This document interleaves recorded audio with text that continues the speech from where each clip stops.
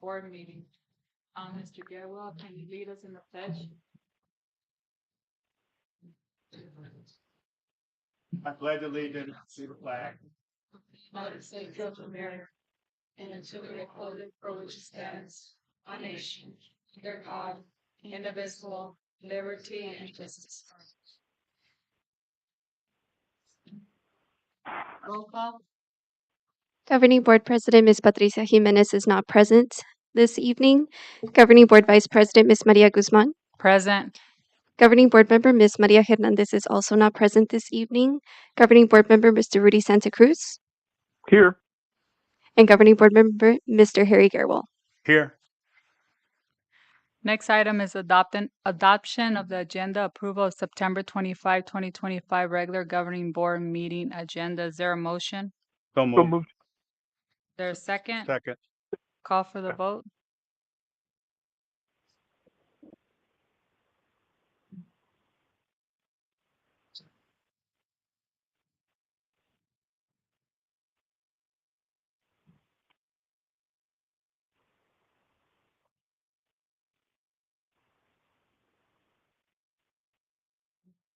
Motion carries. Next item, approval of September 11, 2025 regular governing board meeting with executive session minutes. Is there a motion? So moved. There's a second? Second. Call for the vote. Or any discussions? Call for the vote.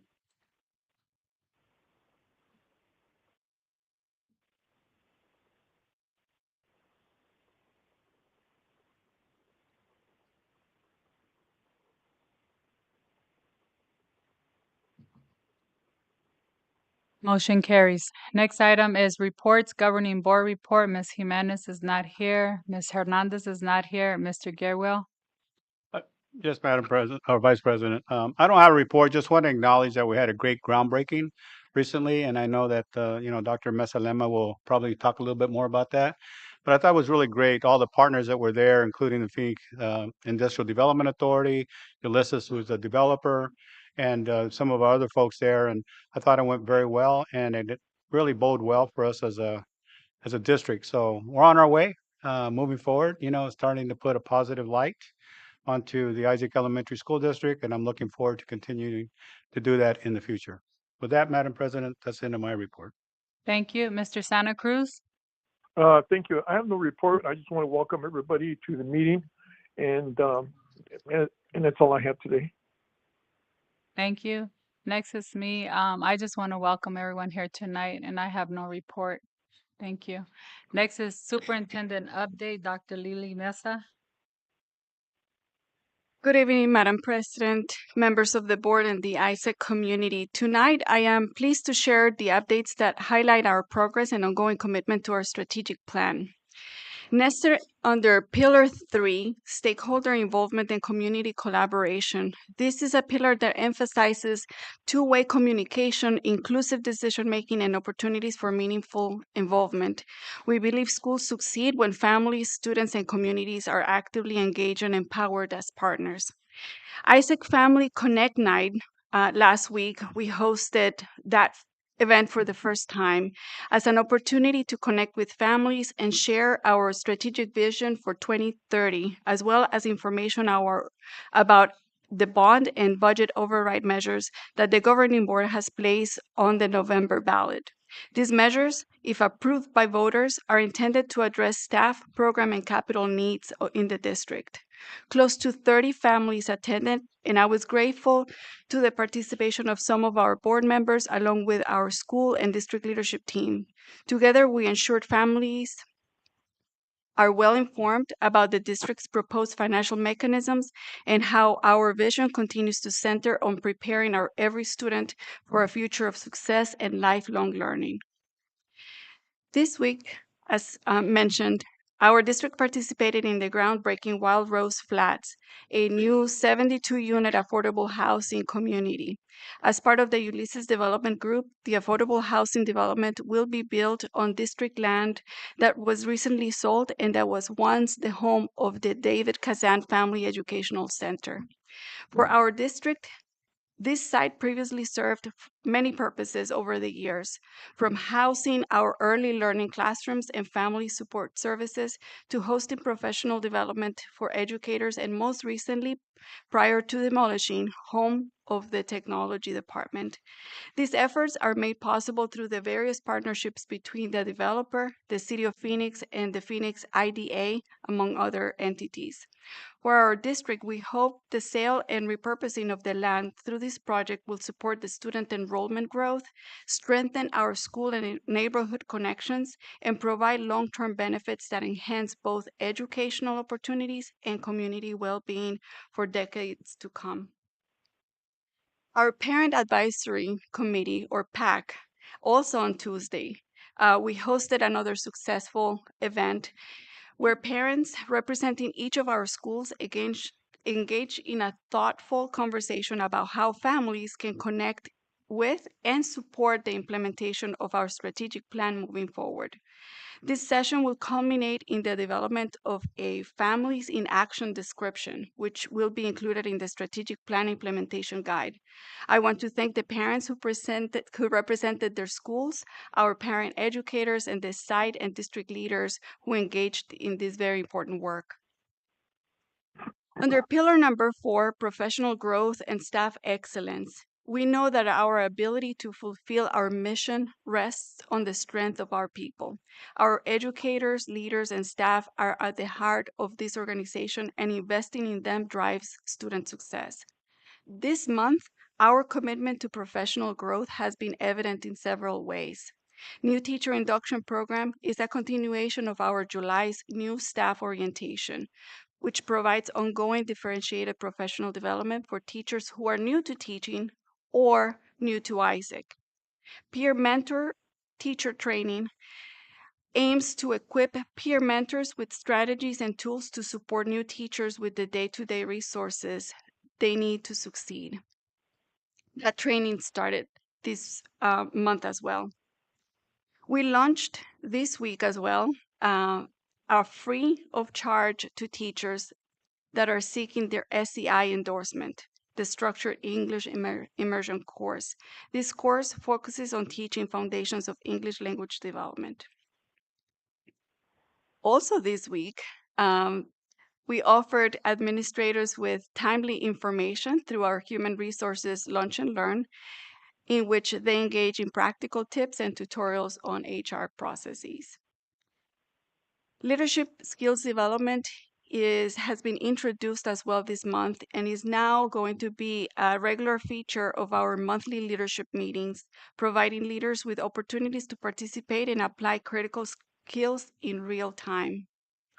Lastly, our attendance clerk continues building on their intense summer training that they received from our data manager in order to provide ongoing learning and support to ensure that accuracy in student data, which then equates to accurate per student funding.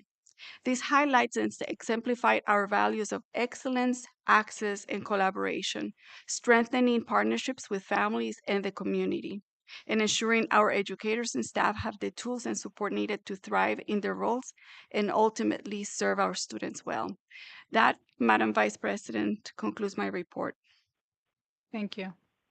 Next item, new business information discussion action. First item, financial update, Mr. Jim Servin, Chief Financial Officer, information discussion.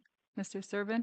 Madam Vice President, I was asked to come up with a PowerPoint presentation for the budget and expenditures overview. So you'll see that on the next slide.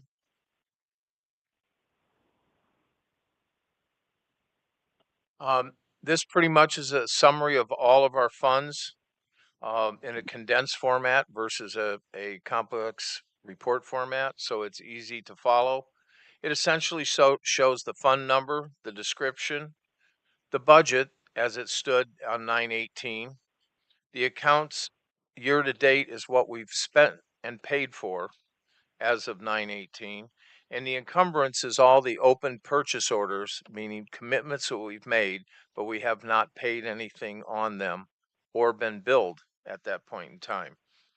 And the uncommitted is the balance remaining as of September 18th. This gives everybody at a glance pretty much all of our fund activities for that period in time. The next page is the cash balances according to the Maricopa County Treasurer. And at the end of 8/31, we had $8.6 million in cash at the Treasurer's office. The last section is basically an update of Business Services Department, which includes grants, transportation, maintenance, accounting, and it's all the things that at that point in time when this report was done, we either had just completed or we were going to complete and work on. And that is my presentation. Any questions? Thank you. Any question from the board? Madam Vice President, Mr. Gabriel? just a comment. Mr. Serban, first of all, I applaud you and the rest of the office for, putting this together because we went from this, humongous eye chart that we used to look at down to something that's reasonably easy to understand and to review. So what I would suggest is because there is so much need for this type of simplification in the process, that we may want to consider putting in a proposal for the Arizona School Boards Association annual conference to be able to demonstrate this and share it with some of the other districts around the country. I mean, around the state, as a model for them, because right now ASBA is looking for best practices. And I think because of all of the different things that are going on, and we've heard about a couple of different school districts now that are going through the same process, right, of understanding their financials, this would be a great model to be able to share with our public school community and help some of our school board members who either haven't had the time to go out and really understand how it works, or for those that are new coming in. So I would propose that we actually seriously consider putting this in, Dr. Lema, that for a proposal to ASBA as a best practice so that we could demonstrate it at the annual conference in December. Thank you. Next item, attendance and behavior performance indicator. Dr. Dennis Lawton, Executive Director of Teaching and Learning Information Discussion. Dr. Lawton?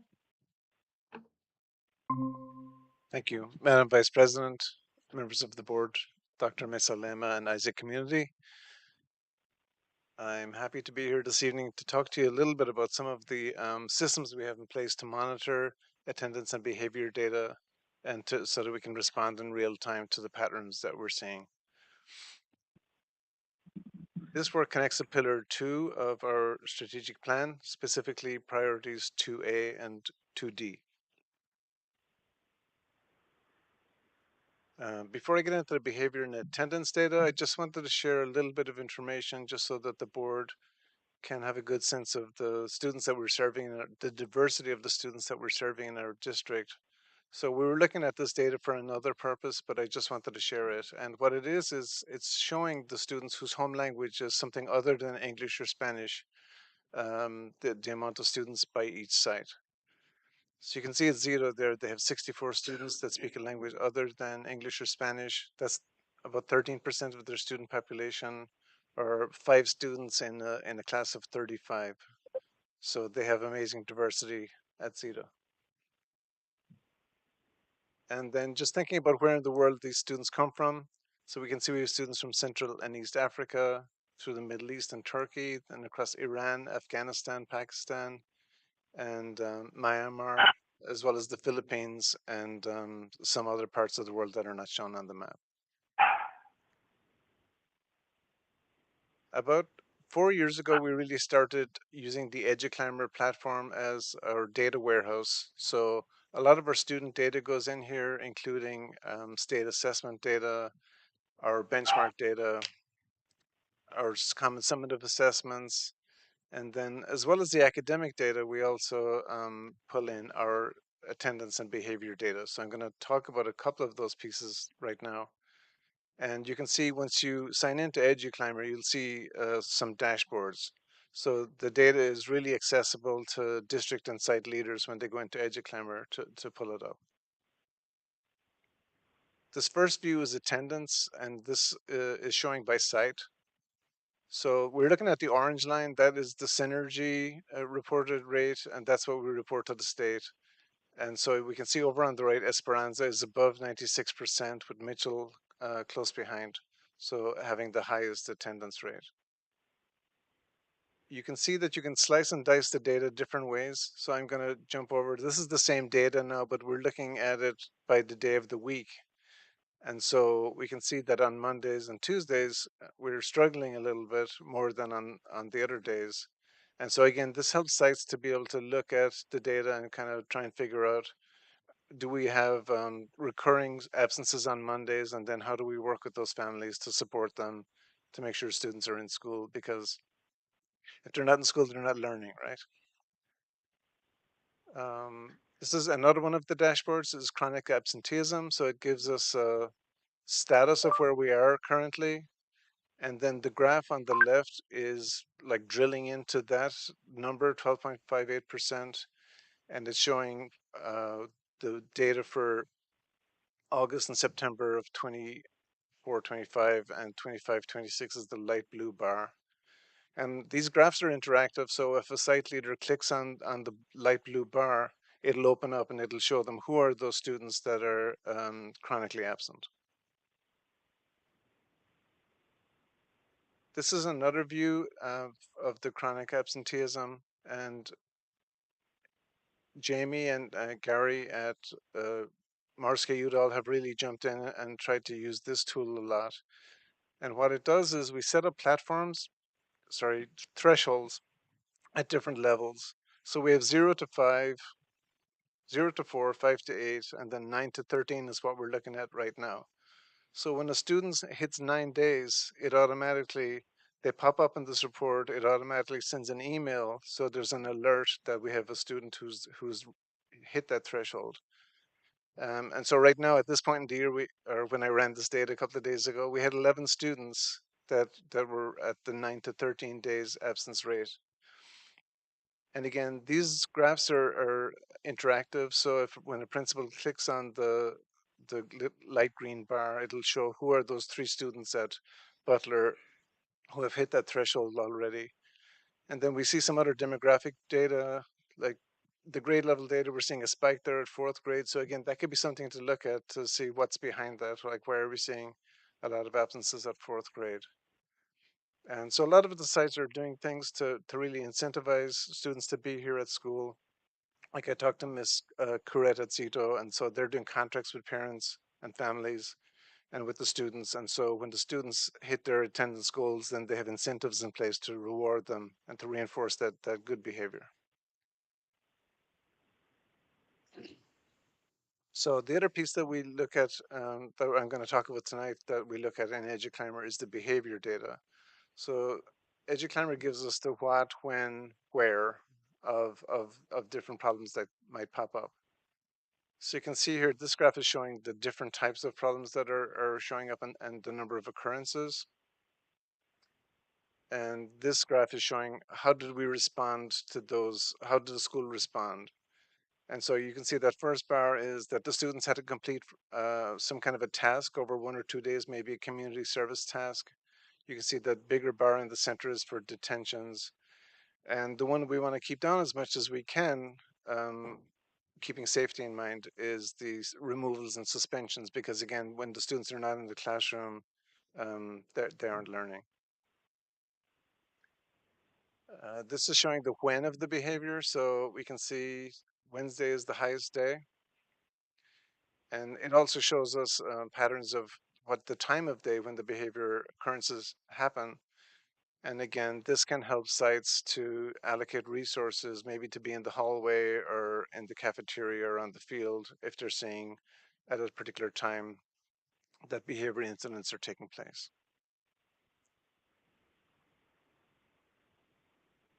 And now that we're at the where. So where are the behavior problems happening? And so we can see that we have some stuff in the hallway. A lot of behaviors are happening in the classroom, and so then that helps us to maybe identify teachers that might need some support with our PBIS systems, the positive behavior interventions. and help out with that. Abel and Sarah and Benny at Pueblo have really jumped in and used this one a lot to track even some smaller incidents, because even though it's not life or death, it can still disrupt learning. So they want to understand when are those things happening and where are they happening, so that they can head those off. So that concludes my report, Madam Vice President. Are there Thank any you. questions? Is there any question from the board? No? Okay, thank you. Next item, request to approve the, excuse me, request to approve the pay for performance plan for 2025-2026 school year. Ms. Silvia Carizosa, Executive Director of Employee Relation, and Ms. Andrea Valencia, IDEA President. Is there a motion? So moved. Is there a second? Second. Ms. Carizosa? Thank you. Good evening, Madam Vice President, governing board members, Dr. Lilly, and Isaac community. We are here before you tonight to provide an overview of the 25-26 paper performance plan. We will review the process, highlight the committee's work, and outline the key changes proposed for this year and hopefully for your approval. The purpose of this review is to inform the governing board and, of course, the Isaac community about the dates for our pay for performance plan, Overall, we've made a few changes. Most of the plan remains the same. However, the main updates center on clarifying eligibility for certain subgroups of our employees. This work was guided by a diverse committee, represented there by the subgroups you see before you. Their input ensures the plan reflects multiple perspectives and is equitable across the district. I will now pass it over to Dr. Whiteford, who will share the key components of the plan. Good evening. The plan continues to cover various components for eligible employee groups. So you'll see here certificated staff will have the evaluation, growth, professional development, and parent communication. Other certificated staff will have achievement, professional development, evaluation, and surveys. And eligible classified staff will have an evaluation, a growth, and then also an improvement goal that is determined with their direct supervisor at the beginning of the year and reviewed at the end of the year. To highlight some key changes, you'll notice that a change from last year is that we've removed the administrative staff and site district support staff. The eligible categories are now in alignment to staff covered under Classroom Site Fund eligibility, which is certified and classified employees who work directly with students. For other certificated staff, we've removed the site level iReady performance component, which was the performance benchmark. So it'll be determined on growth only. Classified staff professional growth goal payout is now a flat $500 rate rather than a percentage rate. And then the forms and deadlines have been offset to account for the meeting that we're having today pending the approval. So we've shifted those dates to allow enough time for sites to get that paperwork turned in. And then, of course, as we do every year, language updates, we're always looking to streamline for clarity as needed. With that, I will now turn it over to Ms. Valencia to share some highlights and teacher input.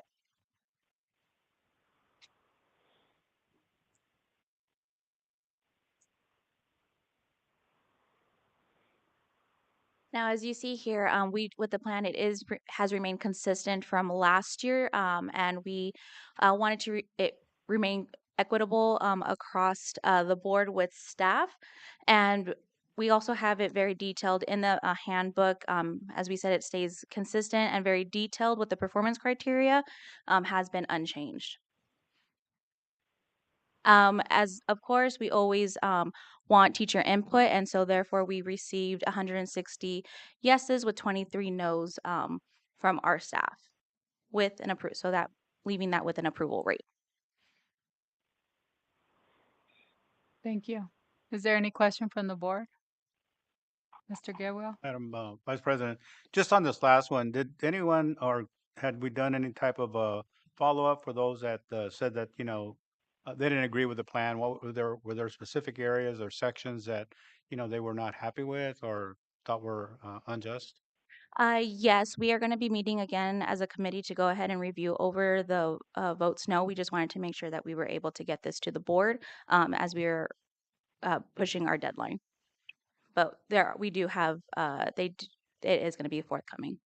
Okay, good. Yeah, I always think that's good to go back to, the naysayers and ask them, if there were things in there that maybe can be improved or, just look at it from their own perspective as well, right? So it's a good process for us to be able to go through. So thank you for that. Thank you. Thank you. Call for the vote.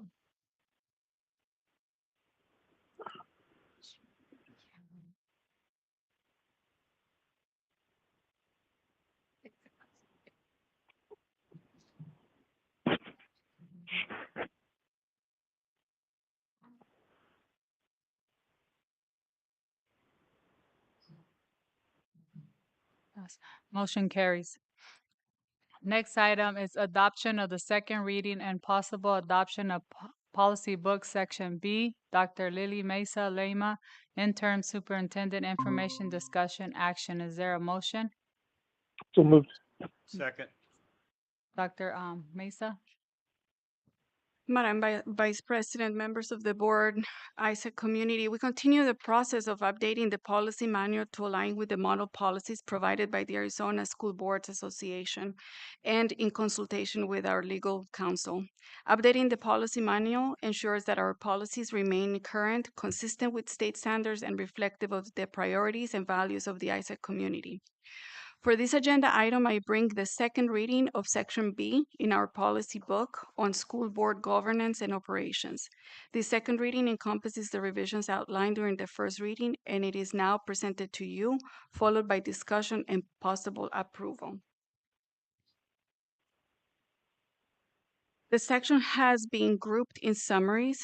Policies with no changes include BAAE, BBAA, BB, BB, BB, BE, BBBC, BBBE, BCBE, BDH, BEC, BECE, BED, BA, BEDC, BEDD, BEDF, BEDGR, BEDG, BEDGEA, BEDI, BG, BGEE,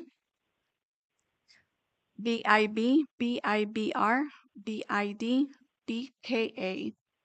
Policies with clarifying language updates include BA, BAA, BB, BBBD, BCA, BCJ. Policies with structural or formatting updates that include headers, title, and organization. BBA, BBBA, BCB, BDA, BDB, BDD, BDE, BDG, BE, BED, BEDR,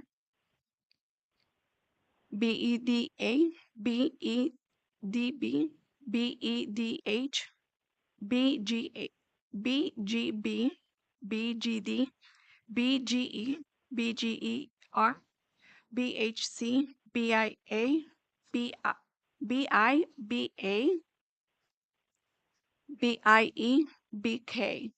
Policies with adoption of manual policy language include BBA, BBA, BCB, BDA, BDE, BDG, BE, BED, BEDA, BEDB, BEDH, BGB, BGD, BGE, BGER, BHC, BIA, BIBA, BIE. And policies recommended for removal include BDF, BEEA, BEEB, BEEC, BEDA, EA through BEDA-EG, policy BEDG-EB, BEDH-E, BGC, BGCR, BGF, and finally BHD. This concludes the presentation for the second reading of Section B, and I welcome your discussion. Thank you. Is there any question from the board? So the question is, would the board like a third reading, or is there a motion to approve and adopt policy section B? Madam Vice President, I would move to go ahead and adopt. Okay, so you're motioning it? Yeah. Is there a second? Second. Okay, call for the vote.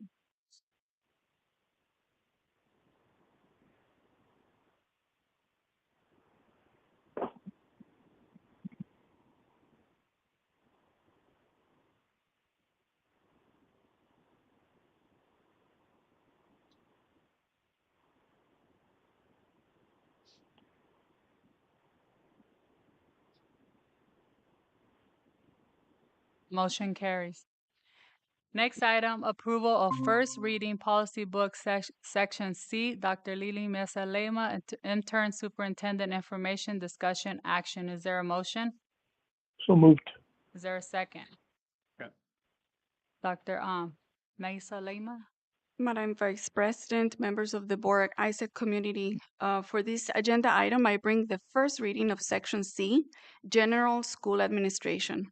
As a reminder, the intent of the revision is to bring our policy book up to speed with legal compliance, alignment with district practices, clarity of language, and consistency across policies. As was the case for the previous section, for this first reading, I will present the summary of all changes, followed up by the board's discussion and a request to approve the first read for this particular section. Section C.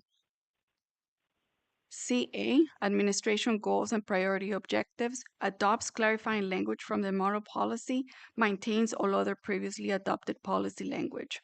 Policy CB, Superintendent, adopts clarifying language from the model policy and maintains all other previously adopted policy language. Policy CBA, Qualifications and Duties of the Superintendent, adopts clarifying language from the model policy, maintains all other previously adopted policy language. Policy CBCA, Delegated Authority, adopts clarifying language from the model policy and maintains all other previously adopted policy language. Policy CBE, Superintendent Salary, Compensation, and Benefits, adopts clarifying language from the model policy and maintains all other previously adopted policy language. Policy CBI, Evaluation of the Superintendent, adopts clarifying language from the model policy, maintains all other previously adopted policy language. Policy CBIEA, Evaluation of the Superintendent, recommend updating with board adopted superintendent evaluation as of August 28, 2025. Policy CBIE, Evaluation of the Superintendent, recommend removing exhibit as the information is included in Policy CBIEA. Policy CBIEB, Evaluation of Superintendent, Superintendent Evaluation Handbook, and Superintendent Evaluation Tool. Recommend removing exhibit as the information is included in Policy CBIEA. Policy CCBR, Line and Staff Relations. Recommend removing this regulation as the information is included within Policy CBCA. Policy CCB, recommend removing this policy as the information is included with Policy CBCA. Policy CE, Administrative Councils, Cabinets, and Committees. Maintain current policy, no change. Policy CFD, School-Based Management. ASBA recommends removal per Policy Advisory 870. Policy CFDR, School-Based Management. ASBA recommends removal per Policy Advisory 870. Policy CFDE, school-based management, SBA recommends removal per policy advisory 870. Policy CH, policy implementation, maintain current policy, no change. Policy CHR, policy implementation, maintain current regulation, no change. Policy CHCA, handbooks and directives, maintain current policy, no change. Policy CHCAR, handbooks and directives, maintain current regulation, no change. Policy CHD, administration in the absence of policy, maintain current policy, no change. Policy CK, administrative consultants, adopts the language from the model policy. Policy CM, school district annual report, adopts the language from model policy and includes the following header: annual financial report. This concludes the presentation of the first reading of Section C, and I welcome your discussion, followed by the recommended approval for this first reading. Thank you. Is there any question from the board? Call for the vote.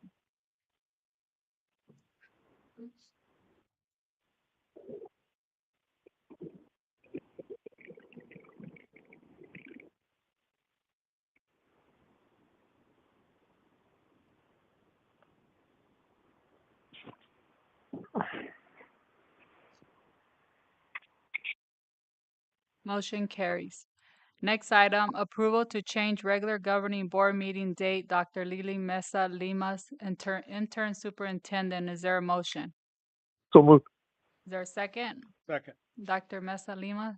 Madam Vice President, members of the board, and Isaac community, the governing board has a regularly scheduled meeting on October 16th. A request to move this regular meeting to a date earlier on October 15th at the same time of all other regular meetings, 5 p.m., and possibly making a virtual in order to facilitate quorum is being requested to allow for a presentation to the governing board and possible approval deadline for the annual financial report. Thank you. Is there any question from the board? Mr. Garwell? Yes, Madam Vice President, Dr. Mesa Lema, is this going to replace the October, the meeting that we would have had on October 16th? That is correct. So we will not have a meeting on October 16th. This will supersede that. It'll be just a single item on the agenda? Single item. Okay, which is the annual financial report? That is correct. Okay, so any other business that comes forward, if necessary, we could place it onto the October 15th agenda as well, correct? Yeah. Yeah, because we have time between now and then, because we obviously still need to take care of the business of the district. Yeah, And as so- of right now, we are only anticipating having the annual financial report presentation as the new business.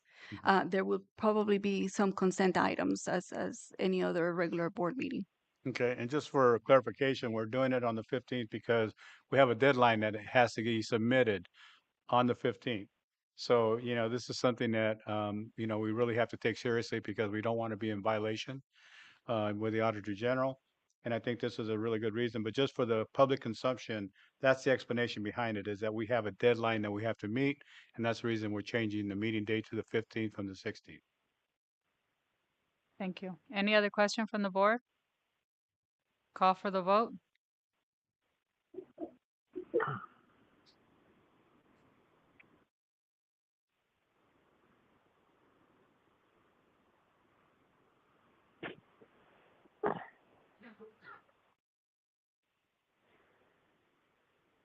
Motion carries.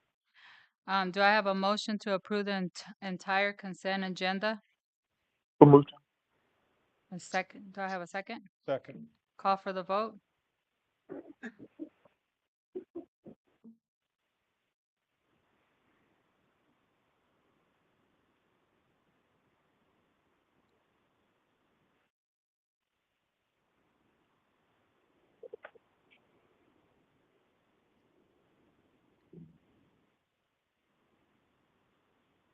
Motion carry.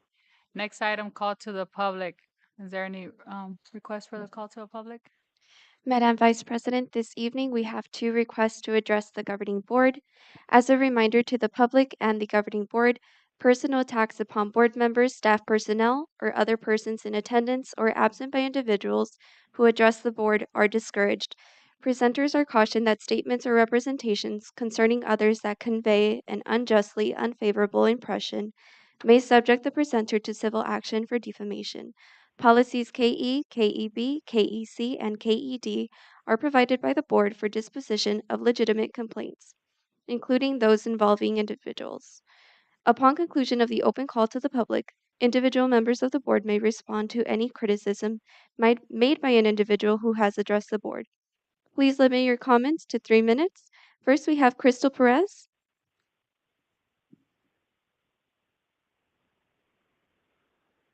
Good evening, members of the board, Dr. Mesalema and Isaac community. In school year 23-24, I applied through ASU Gamage for the Disney Musicals and Schools grants for Zito Elementary, a 3-year grant for Title I schools that provides scripts, training, and for the first year, a teaching artist. The program is designed to create a sustainable performing arts program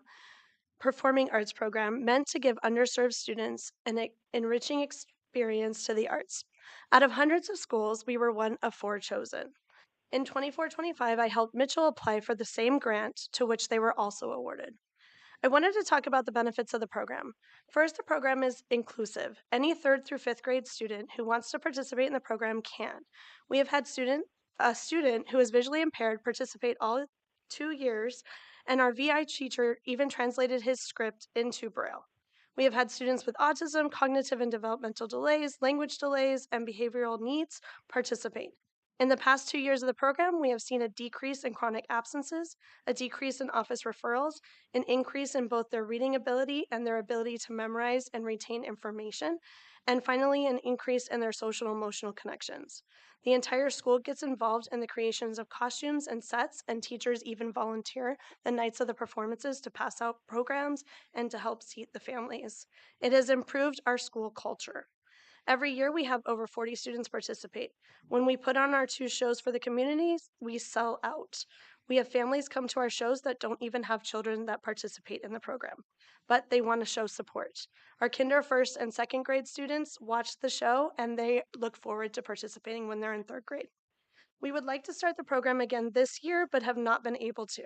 Every day, the students ask me when we will begin, and I don't have an answer for them. We would like to ask the district to find the money in the budget to pay the teachers to run the program after school for both schools. This program is an amazing opportunity for our kids, and it is a great program for our community. We would like to continue to offer it. Thank you for your time and your consideration. Thank you.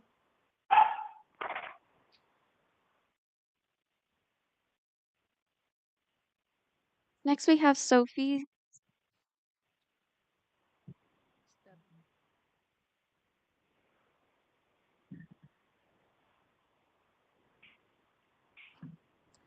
Good evening, board members, Interim Superintendent Dr. Mesalema, Mr. Keith Kinney, and Isaac staff and community.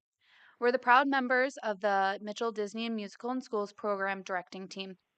We are in our 2nd year of the 3rd year Disney Musical and Schools, or DMIS, grant. Our school was awarded this grant and was one of only 4 schools of our year in our cohort in Arizona. We are incredibly proud that our school was selected as one of these 4. In our 1st year, despite the challenging transition period marked by the district receivership, ASU Gamage and Disney showed immense patience and support, providing us with additional time and resources to ensure that the program's successful launch.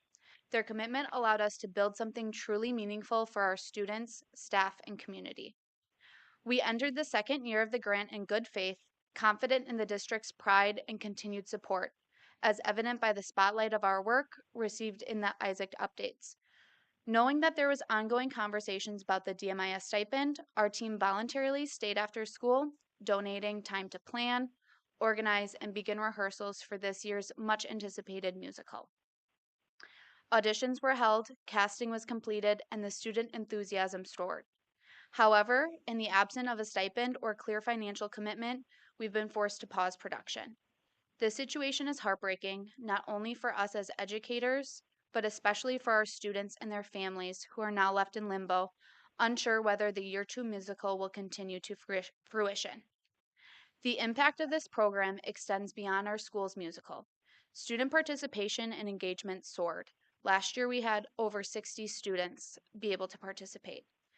DMIS has provided students with a rare outlet for creative expression, especially in a community where access to the arts is limited. The program supports not only artistic growth, but improves our attendance, literacy, effective communication, collaboration, and leadership skills, all critical to long-term academic success and positive financial impact for our district. The DMIS program has proven to be a bright light in our district. As teachers and advocates for our students and families, we feel the responsibility to speak up. If we want to support students, we must support staff.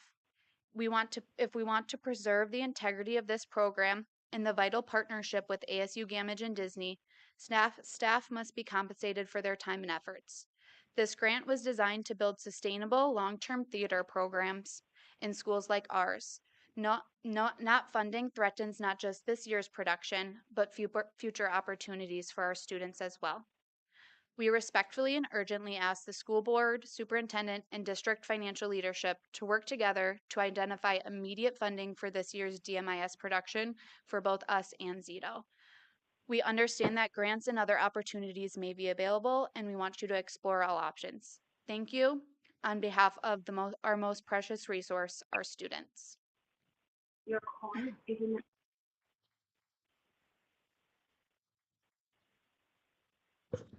Thank you. Thank you for the information. Superintendent Dr. Mesa, did you look into it for us, We'll please? continue looking for ways to support these two site level grants. Thank you. Next, is that it? That was it? Madam Vice President, that concludes the open call to the public. Okay, thank you.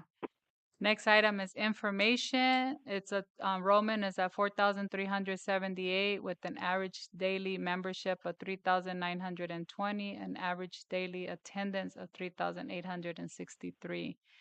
The calendar is October 1st through the 3rd is parent-teacher conference, and October 6th to the 10th is fall break, no school.